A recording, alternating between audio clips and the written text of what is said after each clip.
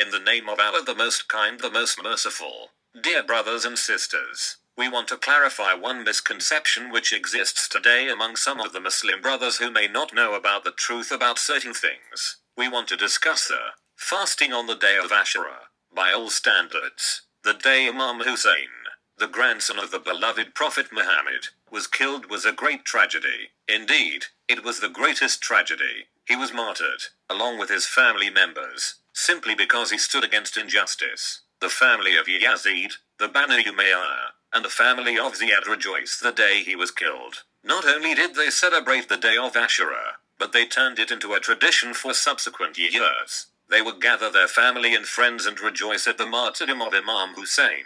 While fasting is a great form of worship, there are valid reservations regarding the fast of Ashura. It is always recommended to fast anytime throughout the year, except Eid. But the problem is that there is a history of politics behind the fast of Ashura. Killing the very grandson of the Prophet was a major crime. So Banu Umayyah attempted to shift the focus of the people for the day of Ashura. Possessing power and money, they spread to the Muslims that Ashura is a blessed day. They did so by indoctrinating their people that on Ashura God saved Prophet Musa and his people from the Pharaoh. He saved Prophet Ibrahim from the fire of Namrud, and so on.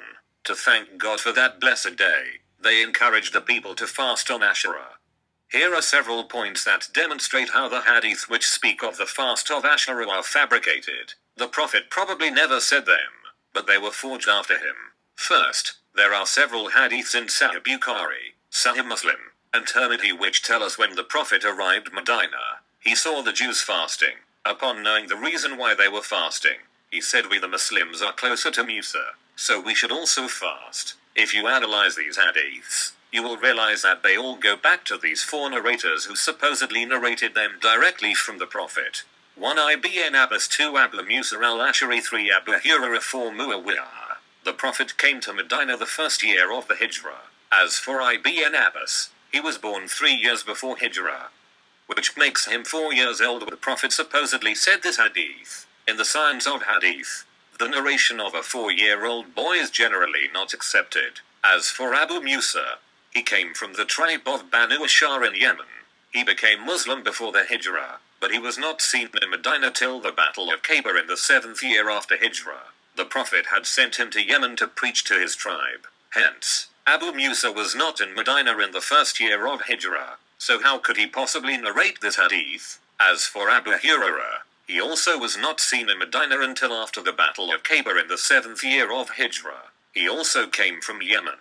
As for Muawiyah, the son of Abu Sufyan, he became Muslim in the 8th year of Hijrah. So how could he narrate a hadith from the Prophet 7 or 8 years before he became Muslim? Some of the hadith go back to Ibn Zubayr, who was also a young boy when the Prophet entered Medina. Therefore, it is quite clear that all the narrators of this hadith were either not in Medina at the time, or they were young boys. So how can we possibly accept such a hadith? It is pretty convincing that the hadith was forged later on by Banu Umayyah. Second, let's look at the word Ashura which is mentioned in the hadith. According to Ibn al-Athir, there are two meanings to Ashura, an old meaning and a new meaning. The old meaning, which was during the Arabs' time and the Prophet's time, meant the 10th day of any month. The new meaning surfaced after Imam Hussein was killed on the 10th of Muharram. After that, Ashura came to be known as the 10th of Muharram, but before that it was simply the 10th day of any month. So when the Prophet supposedly said this hadith, he just said Ashura, and he didn't say the 10th day of which month. This demonstrates that the hadith was forged after the day of Ashura, and it slipped from the mind of the ones who forged it that before Ashura, the word had a different, more general meaning.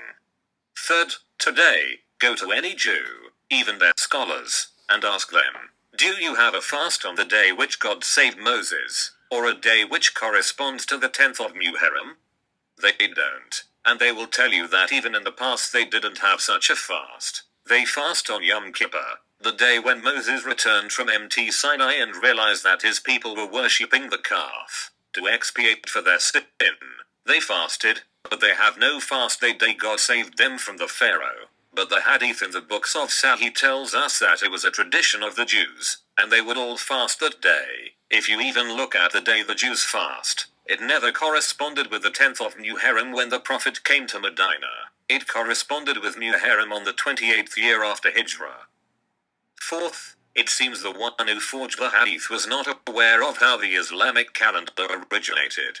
During the time of Umar, since Muslims wanted a set date to refer to, he created the Hijri calendar by seeking the advice of Imam Ali. So they decided to make the starting point the migration of the Prophet, and they made the first month Muharram.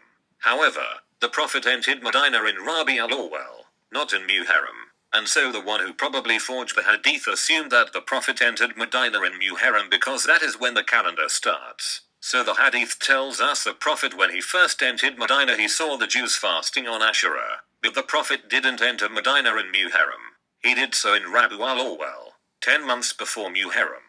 There's a clear discrepancy here. Fifth, the Prophet knows more about the Sharia of previous prophets such as Prophet Musa, and he doesn't need the Jews to teach him that. The Prophet is also higher than copying what the Jews would do. Sixth, how come there is so much emphasis on the fast of Ashura around the world? Thousands of speeches are dedicated to it, millions of pamphlets are distributed encouraging people to fast on Ashura, and so on. There are many other days throughout the year which are highly recommended to fast, such as the 27th of Rajab. But how come you don't see a single pamphlet or speech encouraging it? This shows that this is a political thing, originally designed to focus the attention away from the martyrdom of Imam Hussein, and to consider it a blessed day. I don't know how anyone can stand on the day of judgment before Prophet Muhammad and consider the very day his grandson was slaughtered a blessed day. Thus, based on these reasons we had our reservations on the fast of Ashura.